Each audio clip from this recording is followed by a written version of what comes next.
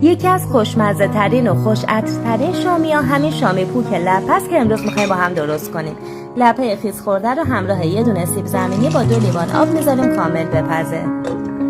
باید اینطوری آبش کاملا کشیده بشه. وقتی خنک شدن لپه و سیب زمینی پخته رو همراه یه دونه پیاز، گوشت چرخ کرده، یه دونه تخم مرغ، سبزی خشک معطر که شامل جعفری و نعنا و ترخون هستش، ادویه ها، کمی بیکینگ پودر و یه قاشق کوچیک آرد نخودچی، در آخرم یه قاشق زعفران تو غذاساز میریزیم و با هم میکسشون میکنیم. انسجام موادمون هم باید اینطوری باشه.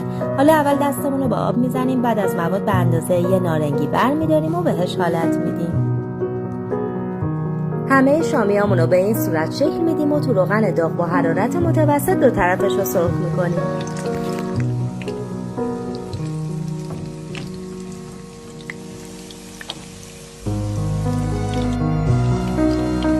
شامیای خوشمزه‌مون هم آماده شدن و تو ظرف سرومون میچینیم. این از بافتش که کاملا پوک و سبکه، از طعمش هم نگم براتون که فوق‌العاده است.